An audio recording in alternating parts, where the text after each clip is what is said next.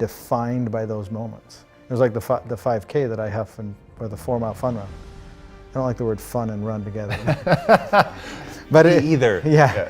How many people do you see running around smiling? Yeah. But for me, I don't enjoy those moments to define me, and I wanna overcome that. And so I would wake up and study the sport and show up and you know, that you always hear, show up early and stay late. And I really did that, and by the time I hit my senior year, I went undefeated. Wow.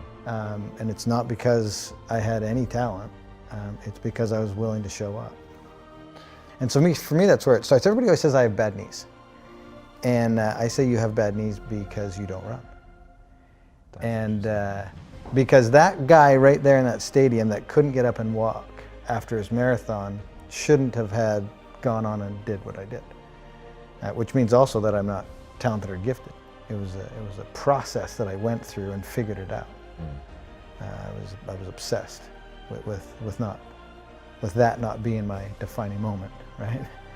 A marathon was the pinnacle of running at the time, and I only gave myself 5 months to get ready for it. And I coach full time now with athletes, and one of the biggest things I try to get people to do is back down off the inspiration and let's build a foundation. Because having a giant goal is phenomenal, and you should. But as long as the time frame associated with it has the proper balance.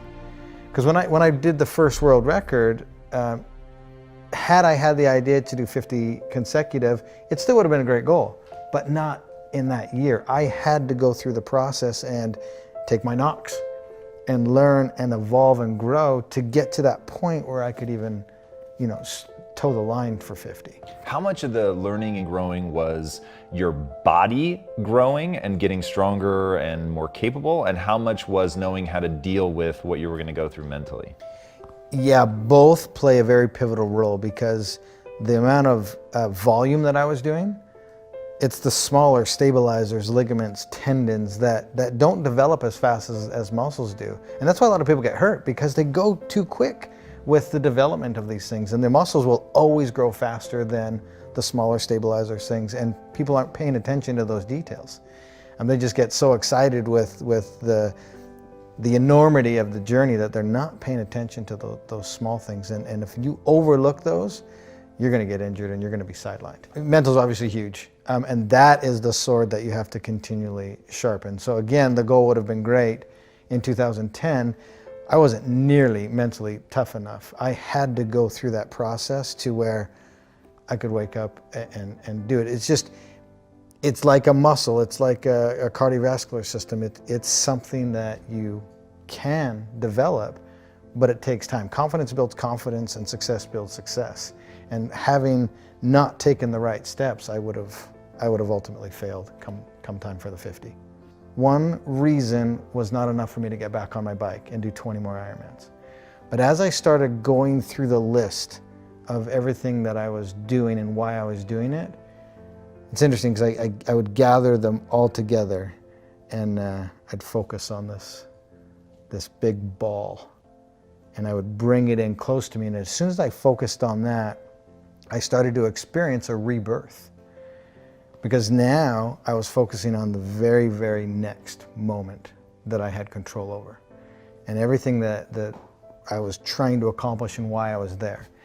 And I call this probably put a lot of thought and a lot of preparation and a lot of meditation into all of the reasons why. Because at some point in time, you're gonna need to gather all those little bad boys up and intently focus on it to have enough courage to get back up and do 20 more Ironmans after everything that we went through. We're surrounded today by people being satisfied with mediocre. And for me, as soon as I realized that I could believe in myself, and I had a supporting crew beside me and around me, that it opened up a lot of the doors. And the moment I used someone else's standard of excellence, that was just enough to get me moving. And then you need to put that person aside or look past that person and create or do you. create your own lane. And so for me, once I stopped looking at what everybody else was doing and then truly believed in what I could do, that, combining it with all those character traits that I talked about before, that's when human potential is truly can be found and experienced. How did you develop the belief in yourself? I think just over a long period of time. Again, it's that whole mental aspect of sharpening that tool and putting yourself in situations where you can learn and grow. Success builds success and confidence builds confidence. And just over time, as I started to do things, I was becoming successful at them. And I was doing a lot of little things consistently over a long period of time. And that's what allowed me to build the confidence to take on the next. And so it was learned. It was learned by doing and taking massive amounts of action. You have to immediately act and go after it. The only thing I'm trying to do is to get people to open their minds as to what is possible. We're living in a day and age where we're limiting what we think is possible. We're getting in our own way. And my thing that I want to get people to do, and you've probably heard somebody say it before, but motion creates emotion. The hardest thing to do is start moving, engaging. Once you start to move and engage, you realize two things. One, it's not as scary as you thought it was. And two, you actually start enjoying what you're doing. It was the only thing that was scaring you was the first action. Dude, I'm just like every ordinary dude that's out there. I just have learned to put myself in the game. I've learned to show up every single day. The moment you realize the next step isn't going to kill you, and that next step is the first step to evolving, changing, growing, and learning, and becoming literally the best version of yourself, that's the most beautiful thing. It's not going to kill you. And putting yourself in the game, you're giving yourself an opportunity to achieve something that everybody else said was impossible. What do you say, or as a speaker, what do you say to somebody who they don't know what they want? I've got a friend right now who's massively struggling, and it's the exact question I asked him. I said, what do you want? What's your passion? What are you trying to accomplish? He could not answer the question. And so my next question was, this is what you have to do first. You have to find out what you want and where you want to go. Then we can start formulating the plan. You can't formulate a plan and figure out the steps unless you know where you're trying to go. You'll just spin around in circles and probably move backwards. How can you go somewhere if you don't know where you're trying to go and what you're trying to achieve? And here's what people do, is they get dead set on the journey that they want to take, and they're so rigid with how they're going to get there that they don't see the door over here, and they don't see the bend in the river, and they try to cut because they know they're going right here, and they try to cut through.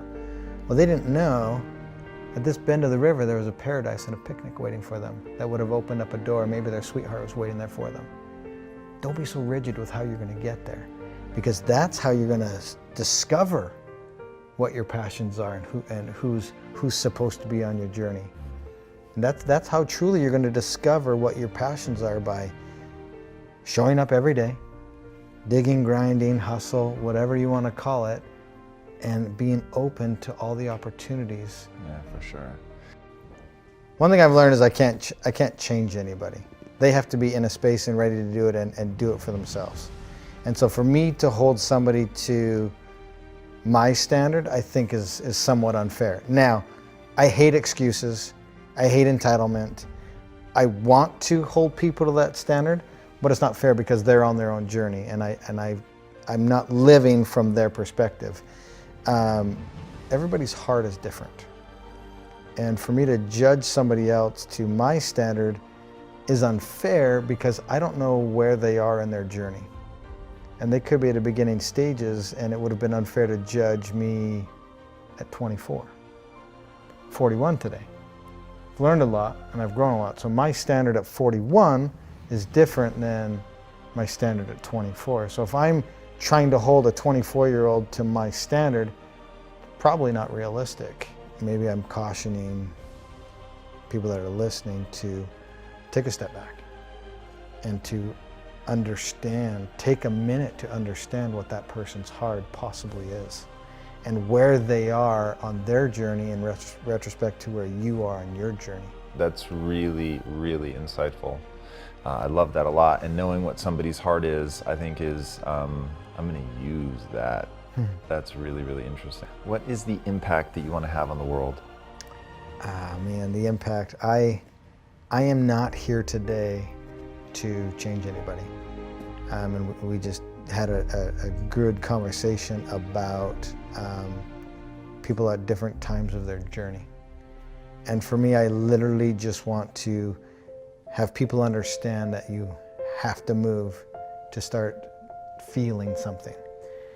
And if you move and start feeling something, you're on your way to the best version of yourself. And the impact that I want to have is just to have the ability to get you to live outside of the existence that you're in and to open it up to what's truly possible.